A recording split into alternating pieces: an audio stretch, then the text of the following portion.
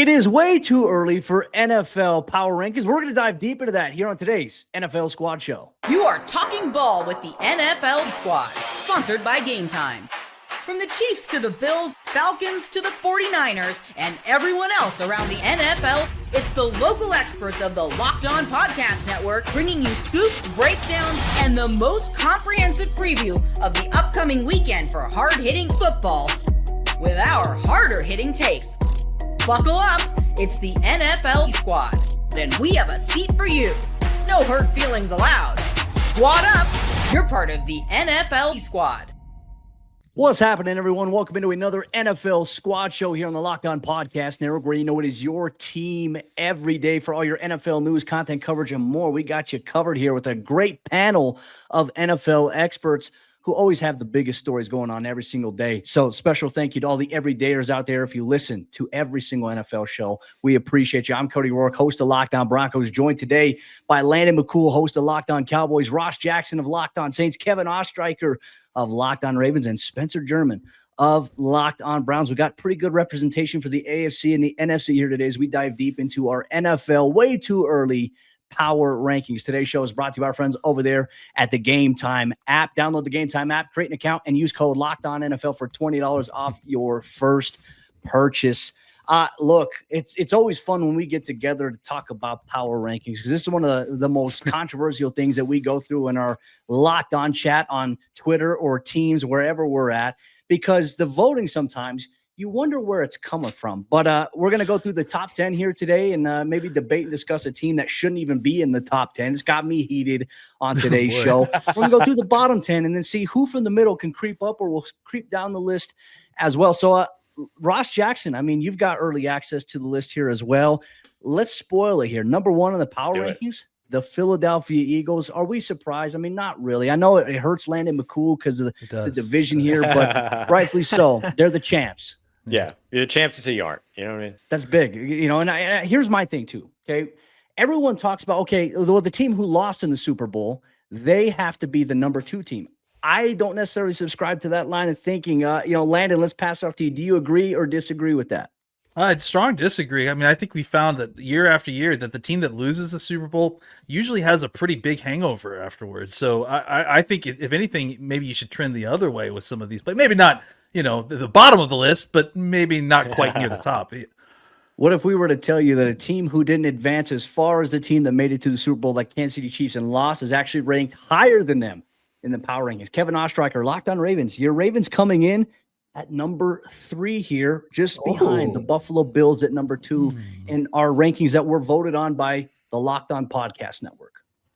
Not shocking. And I admittedly had the Ravens at 2. And it's, again, a top 3 in the AFC between Kansas City, Buffalo, and Baltimore. But I feel like people after the Super Bowl and how it wasn't just the Kansas City lost, it was how they lost. I feel like people are souring on them a little bit. Travis Kelce, obviously, nearing the end of his career, he is back. But we saw the last time this sort of thing happened to Kansas City when they played Tampa. That was an entire offensive line reset. Obviously, it was the same type of story against Philadelphia in the Super Bowl. But I think when you talk about Baltimore and Buffalo ahead of Kansas City, I know that if Joe was here, he could have talked about it with me. And I'm curious to hear what his thoughts are on it too, because I think we're pretty much on the same wavelength. But Joe and I think, both respect Kansas City to the point where, like, they're the team to beat in the AFC. No Super Bowl loss is going to change my mind on that personally. And it's just going to be a matter of, can Baltimore finally get over that hump? And I think that from a roster perspective, I think Baltimore's roster is better than Kansas City, and I think Buffalo's is as well. But there's always that factor of Mahomes and Kelce and Reed. They've been there. They've done that. They've been able to show up in those big moments, something that covering the Ravens, Baltimore, unfortunately, has not been able to do and get over that hump. It seems like the book is out right now on them, which is they're a great regular season team. But once the postseason hits, in some way, shape, or form, whether it's John Harbaugh, Lamar Jackson, Mark Andrews, whoever, some way, shape, or form, they just can't live up to the billing. So on paper, I agree. I think Buffalo and Baltimore are better than Kansas City. But I think there are other factors in there as well that you have to give Kansas City credit for. Good wordplay there on using up, not living up to the billing there. Obviously, as the Love Buffalo that. Bills come Love ahead that. of the Baltimore Not Ravens. intentional, but I'll That take was credit huge. for it. Yeah. That was huge. Bringing it there. Bills Mafia, we thank you as well. Even though there's no Joe, there's still a show. And also make sure you check out the Bills Squad show. They're doing terrific work over there. All right, Spencer, hey, breaking news here. The Cleveland Browns, well, not breaking news. They're not even in the top 10 at this point. We'll get to them a little bit later. But to round out there at number 4, the Detroit Lions coming in at 4, Kansas City coming in at number 5 here. Your initial thoughts here before we get into the absolute ranking that drives me mad about how this was voted on. Yeah, so I'm sort of, I guess I'm not surprised the Lions are in the top 5, but I kind of feel like the Lions are a team that's maybe poised to take a step back. I mean, they had a brilliant season last year. Vikings really banking on the JJ McCarthy stock. I think the Bears got better this year, even though I think I've rated them pretty low in my ranking that we all had sent to us, just because it's the Bears and I can't trust them. But they obviously, with the moves they made this offseason, they could maybe be poised to be a bigger threat in that division. So I'm a bit surprised. I guess they're up there. The Chiefs coming in at 5. I get what all you guys are saying about, them maybe taking a step back and maybe not everybody buying them. I agree with Kevin in that the Ravens and Bills, like roster wise, are probably better than Kansas City. But the reason, like Ross said it, the Eagles are the champs until they're not. And so everyone's probably voting them number 1, which is why they came in at number 1 on the list for us. The same thing sort of applies to me for the Chiefs. Like I give Patrick Mahomes the Tom Brady pass at this point. Like I just assume that no matter what, he's going to be there in the AFC Championship game with a chance to go to the Super Bowl every single year. And if you bet against him at your own peril. So until I'm proven otherwise, until I see a team like Baltimore or a team like the Bills actually get it done against that team in the postseason, I'm just always going to default to they are the number 1 team in the AFC. So in this instance, I can't put them ahead of the Eagles because the Eagles won the Super Bowl against them. But I had to put them number 2. But I do think most of this top 5 sort of falls in line with the general consensus around the league, other than maybe, I guess from my perspective, the Lions being a team that I think maybe takes a little bit of a step back.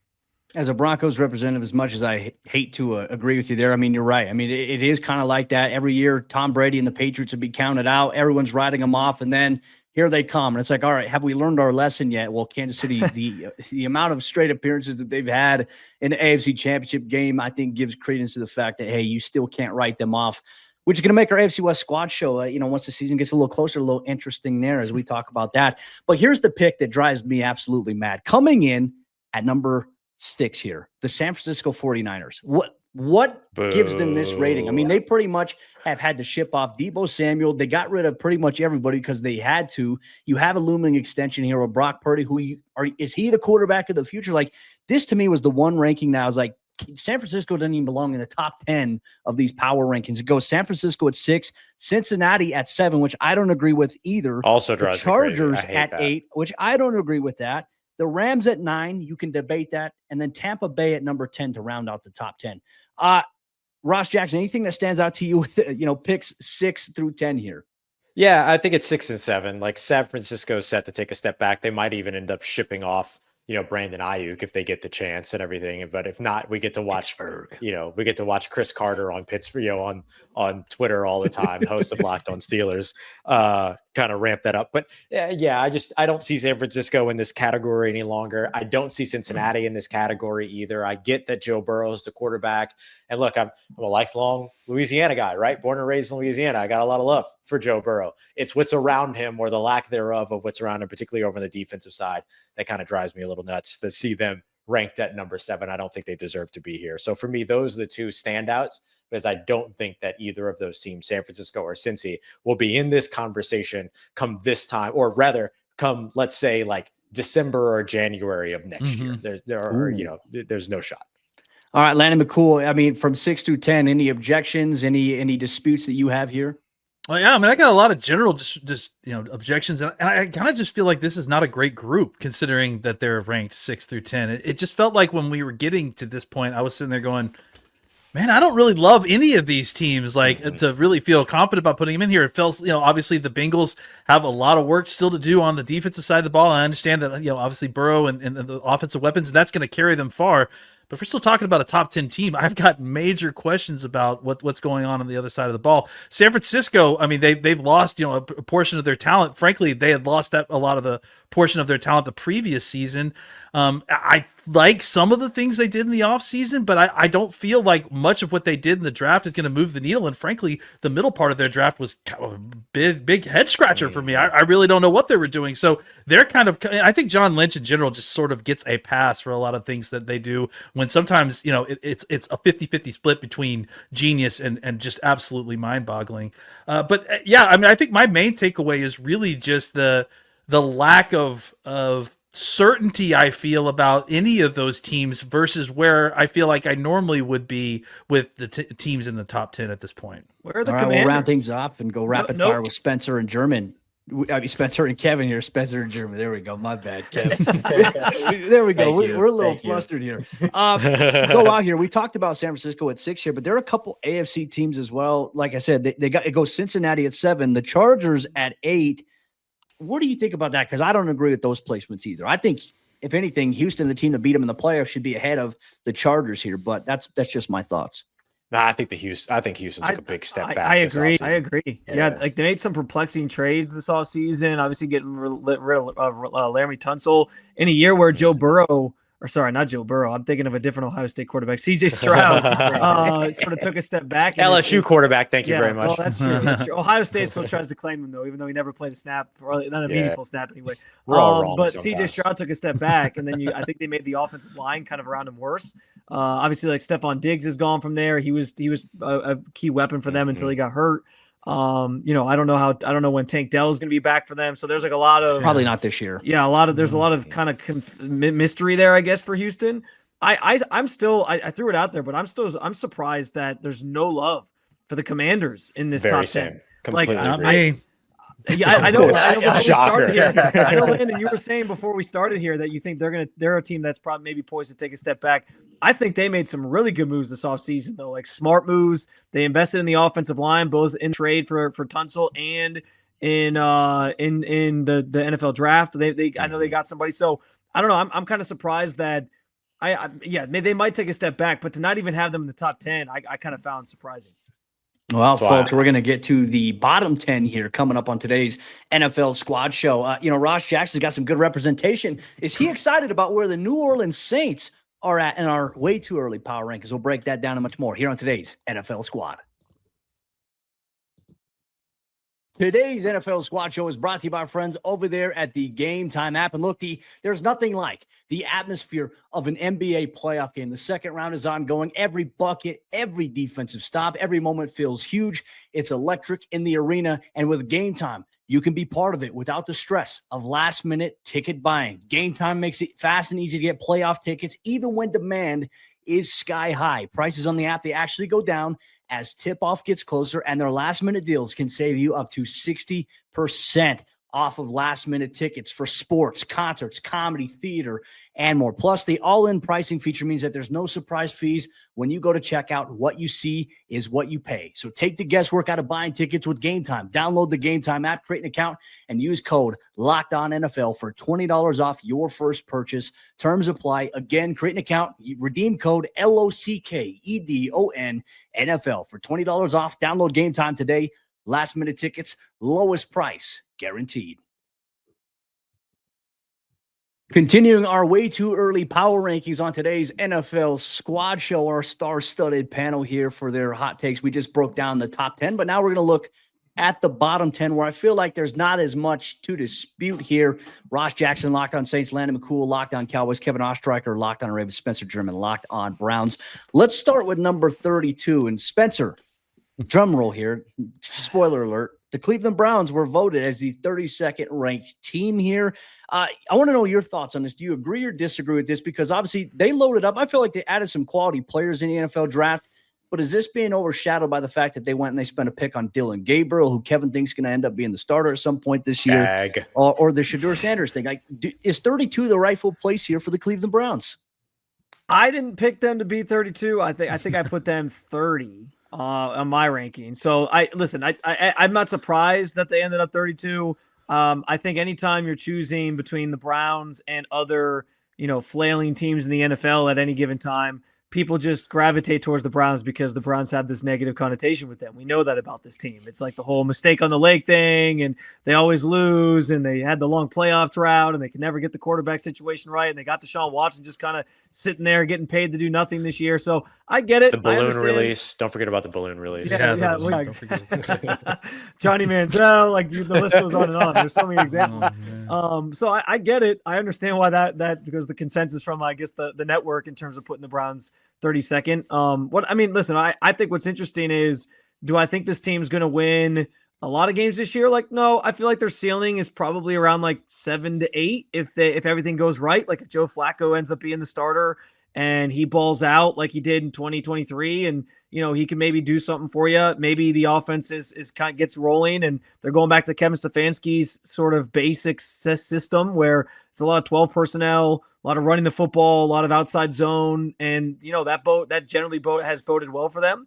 So there's a chance they maybe max out what Vegas is saying their win total is, which I think is at like 4.5, 5.5, somewhere around there. But I can't fault anybody for thinking that the Browns are going to be bad this year. I do think it's interesting though, like you alluded to, Cody. They added some players this year in the draft that I think have a chance to be impactful. I think the Mason Graham pick, even though there was some controversy a little bit here in Cleveland over if they should have taken Travis Hunter, obviously. He has a chance to be really impactful in year one, especially with Myles Garrett on the outside drawing a lot of attention.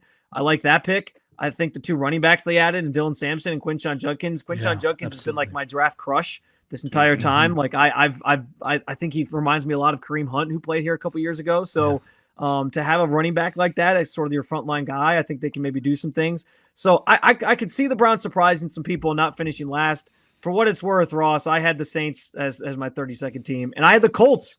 As 31. I just don't know if you're going into the season with the quarterback situation. That's Anthony Richardson, who I think the book is kind of starting to be more out on at this point, and Daniel Jones. I don't know that I trust that group to win you a lot of football games. Twitter's excited about Anthony Richardson throwing 4-yard out routes. They're like, wow, look at him throw. It's like, we see this every year. Let's not get into the hype there. I think he doesn't have a problem throwing the ball. It's just maintaining, an accurate base, being consistent. That's what you haven't gotten from Anthony Richardson. But interesting enough, where Spencer has them there. Ross Jackson, your New Orleans Saints come in at number 30th overall. Where did you have them? Is this on par, considering that they're in a rebuild? I'm shocked that they're at 30. I thought for sure they were going to end up at 32. For thinking about like where the rest of the network might rank them and stuff like that. So I approach this with a little bit of optimism for the New Orleans Saints. I think that anytime that like you look at three teams, the New Orleans Saints, the Indianapolis Colts, and then the New York Jets, who don't really have a full-on future direction at quarterback, right? Like Justin Fields is there in New York. I don't mean to disrespect Justin Fields, but is he the future or is he the now, right? And it feels more like he's the now. The Saints really don't kind of know what their now is. Sometimes Derek Carr's okay. Sometimes he's not okay. Sometimes he's going to have surgery. Sometimes he's not going to have surgery. Sometimes he's angry with the organization. Sometimes he's not, sometimes everything's okay with the organization. Like you just never know. And so I think the Saints are going to be playing either a second year or rookie quarterback, at least to start the season. And New Orleans hasn't done that in a really, really, really, really, really, really long time. I mean, it's been 50 plus years since they've had that type of a situation. And so I just don't see them necessarily being in a place where they're going to be massively competitive. And I think that they're in that conversation of teams to where the record isn't really indicative of success. And anytime that you're in a conversation to where you say that the record is not indicative of success, you're probably a bottom team. And that's okay. Like that Saints need to live here for a little while and finally take on that rebuild that they've really needed to be on since Drew Brees retired years ago. And certainly since Sean Payton left 1 year after that. And so I'm not super surprised to see them this low. I'm shocked that the network doesn't have them ranked lower. This is kind of where I had them. They're ranked at number 30 with the New York Jets at 31. Fine. Like that's kind of the class of team that they're around. The division might make them look a little bit better, but I'm not fully convinced that it will. So this is about where I think that they should be. And that's okay because this team needs to live at this spot for a second before they're in that place of like the ebb and flow of the NFL. And that's fine. Yeah, with the whole situation, Derek Carr, it's like an episode of Righteous Gemstones right now. What's going on over there in New Orleans? We'll see how it pans out. 29th, Kevin's favorite team to win the NFC South, the Carolina Panthers. coming in right there. I know, you got some good favor from the Carolina Panthers fan base, but then it goes to the Tennessee Titans, who obviously land Cam Ward with the number 1 overall pick at 28. The Colts come in at number 27, so maybe a little bit higher, kind of in the median of where people thought they were going to be. Arizona at 26, Miami at 25, which Miami's ranking's a little surprising. The Giants ahead of Miami, though, I think is very interesting. And then it goes New England Patriots, and then the Raiders there. So, Landon, let's go to you here. Surprisingly enough, here as we look at Cleveland 32, Jets 31, Saints 30, Panthers 28, and then it goes Titans, Colts, Cardinals, Dolphins, Giants. Any dispute there on any team that's landed up there, kind of in those bottom 10? I don't know if I would dispute, but I think it's interesting that Kyler Murray and the Arizona Cardinals at 26, like that he is the bottom of the established quarterback list in the NFL, basically, right? Because everything beneath that is kind of a nightmare quarterback scenario. No offense to the two of y'all, but it's like so Kyler Murray's really the Kyler Murray's like the one guy that's like he is like established, is definitely who they want as their starting quarterback, and that is the lowest ranked guy in the team, and I also don't think that necessarily reflects the talent at Arizona. I think Arizona's got a pretty decent team, so maybe, I don't know how much higher I'm putting him, but I just find it's funny that that kind of, maybe that line of demarcation between 26 and 27 maybe is a pretty steep gap. Mm-hmm. I had the Cardinals in my own ranking. I had them around 19, 20, something along those lines there. I think I had them like 16, 17, somewhere around there. Yeah, I was like 21. It gets hard when you're filling out the rankings. You're like, wait a minute, who did I put here at this spot? It plays mind games. You got to go back and move everybody down. I've had to do that. I've had to do that, for sure. Well, I think one of the things we are going to debate and discuss here in today's NFL Squad Show, we've analyzed the top 10, we've analyzed the bottom 10, but which teams that are in the middle of the pack here have a chance to jump up into the top 10 or fall into the bottom 10. We'll debate and discuss here on today's NFL Squad Show, part of the Locked On Podcast Network, your team every day. Today's NFL Squad Show is brought to you by our friends over there at Upwork. And scaling your business requires the right expertise at the right time. With Upwork, you can find specialized freelancers in marketing, development, design, and more, experts ready to help you take your business to the next level. Upwork gives businesses flexibility by connecting them with top freelance talent across multiple industries, including IT, AI, web development, and marketing. Whether you need extra hands for a project or a long-term partner, Upwork makes hiring simple and affordable. And finding the right talent is important for scaling your business. If you need help with a marketing campaign, Upwork can connect you with a freelance expert who delivered incredible results on other projects. So visit Upwork.com right now and post your job for free. That's UPWORK.com, Upwork.com, to connect with top talent and grow your business today. We're jumping into the fourth quarter action of today's NFL Squad Show here on the Locked On Podcast Network. I want to thank our sponsor over there at Gametime once again for coming in clutch as always. As we get into the middle pack of our way too early NFL power rankings here, we've analyzed the top 10, we've analyzed the bottom 10. I feel like there's a lot of conversation to be had as to which teams are movable into the top 10 or maybe out, maybe into the bottom 10 essentially here. Let's start things off here by going through where we're at. Obviously, Tampa Bay was the number 10 team to kind of round things off. But from 11, you got the Minnesota Vikings. 12, you got the Washington Commanders, who I think most of us here, except Landon, are in agreement. That seems a little bit of a stretch for them. The Green Bay Packers at number 13. Peter Bukowski, I'm curious for his thoughts on that. The Broncos coming in at 14. I had them around 12 to 14. I think it's a fair range there. The Houston Texans at 15. Cowboys coming in at 16th, Landon. We'll get your thoughts on that in a moment. The Bears at 17, Falcons at 18, Steelers at 19, Jaguars at 20. Very, very interesting list here. Landon, let's start off with you here. Cowboys coming in 16th. I mean, they just acquired George Pickens via trade. So, you had you guys and Chris Carter worked up a little bit early on in the morning, obviously on Wednesday. But your thoughts here, does this ranking, does it match up with where they've got now, like with the acquisition of George Pickens, or do you feel like they should be higher? Yeah, I feel like, I mean, obviously I host the Cowboys show. I feel like they should be higher, but I'm not shocked that they aren't, right? Like, I mean, I'm not shocked that they are at 16 right now because there's a lot of things that are in transition. There's just a lot to the Cowboys that still has to be kind of seen on the field, including, what kind of version of Pickens are we getting?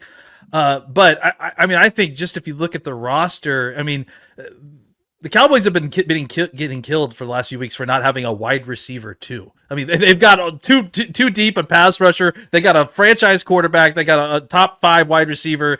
They've got a ton of other stuff, but they've been getting murdered, and knocked out because they didn't have a wide receiver too. Well, guess what? Now they have that, so maybe there's less excuses for why everyone thinks that they're going to be terrible again this year. So I think that, obviously that there's going to have if they have a chance to have a healthy Dak this year, they're going to have a bounce back year. I would be shocked if they aren't a top 10 team, with this roster, if everything kind of plays out. I think they were a better team than that the record showed last year. And then obviously when things kind of snowballed, it all went downhill for them for sure. I'll be honest, Landon. Like the Chicago Bears, the Cowboys are just a team I just don't trust. That's why I ranked them a little bit lower, because every time I think like, oh, the Cowboys have a shot this year, they're going to come for that division. It just seems like they always stub their toes somewhere along the way, whether it's in the playoffs or whether we've won the division a couple times. I think there's a difference between like not trusting them to win the Super Bowl, which, geez, buddy, I get in line. I'm with you there. And I mean, the Cowboys have consistently, they won like 36 games in 3 seasons or something. So it's winning games has never been a problem with the Cowboys. It's winning playoff games. That's probably, I mean, to be fair, that's probably where my mind was like, do I really think this team has a shot to win the Super Bowl? Up there with, if I'm doing a ranking and I'm talking about like Baltimore and the Bills and the Chiefs, do I really think they're in that stratosphere of teams? Like, do I think they're actually going to win the Super Bowl? No. So that's why I think that way. That's what's interesting, right? Is that we just talked about, or at least I talked about, I think 7 through 10 on our list, all of those teams aren't any good. So there's no reason why the Cowboys couldn't get into that group. 6 through 10. Yeah, absolutely. So there's no reason the Cowboys couldn't get into that list. I mean, honestly, so we'll see. Yeah. All right. So let's talk about that. Schottenheimer, new coach. Yeah. I mean, he's been on the staff, but new head coach, first-time head coach. Like I feel better right now about the Dallas Cowboys in 2026 than I do about them in 2025. You know what I mean? But that's because I haven't seen what. It's so much unknown. As a coach, you know what I mean? Of course. I like that. Well, hey, let's debate and discuss this real quick, because we already know 6 through 10 here. To recap it: San Francisco, Cincinnati, Los Angeles Chargers, Los Angeles Rams, Tampa Bay Buccaneers. I feel like Tampa can stay in the top 10. I feel like that's probably the one out of that group I'm not disputing. I would dispute that. I think that we're not discounting enough these teams that have lost their superstar OCs and DCs, right? And I throw the Lions in there as well. Like, not that I would knock them out of the top 10, but I think the ranking, just putting them in at top 3 because of what they did last year after losing both their offensive coordinator and defensive coordinator, and then Tampa losing Liam Cohen cannot be discounted enough. Like, that's a major loss for that team.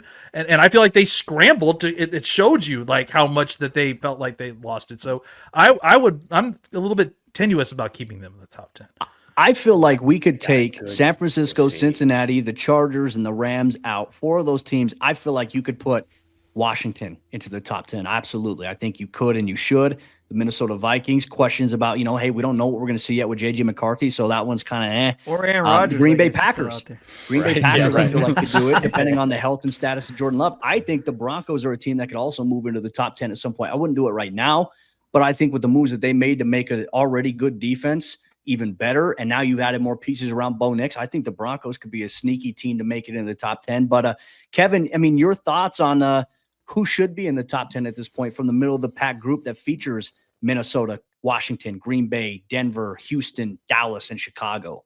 Yeah, I mean, Washington is the obvious choice here, but to me, I'm going to go with Minnesota, and I might be more of a JJ McCarthy believer than some others, but I think it all depends on how you feel about JJ McCarthy, because I think the pieces around him, and this is what Minnesota should have done first of all, and this is what all teams should do with quarterbacks on rookie contracts: get the pieces around him, go spend, and that's what Minnesota did, both to protect JJ McCarthy on the offensive line, and on top of it, they beefed up their defensive line. I love the Donovan Jackson pick for them. I think them beefing up the trenches was huge. And on top of that, you already have Justin Jefferson and Jordan Addison. Aaron Jones is your running back. You have TJ Hawkinson at the tight end position, and that defense has some playmakers on it as well, outside of who they've already added. So I think that if McCarthy can turn into, and I'm not saying he has to be Patrick Mahomes or Joe Burrow or Lamar Jackson or Josh Allen or anything, but if he can just be a serviceable quarterback in his CJ first Stroud, year, man. exactly. That's all he's got to be. If Brock Purdy can go and do it with the roster that he had, I think that JJ McCarthy can do it with the roster that he has. So I think Minnesota is a team that could surprise people this year. I think he's got a great system. I think he's got great playmakers around him. And I feel like there's going to be a concerted effort to take all the pressure off of his shoulders because of that. And look, and like I said, they're also reinvested in trying to beef up that offensive line as well and get continuity there. That's going to be huge. And he's got Kevin O'Connell calling his plays. Yeah. Well, that's the X factor. I think is you trust O'Connell to tap into whatever quarterbacks there. I mean, look what he just did with Sam Darnold. Sam Darnold gets paid this offseason because of the success he had with O'Connell.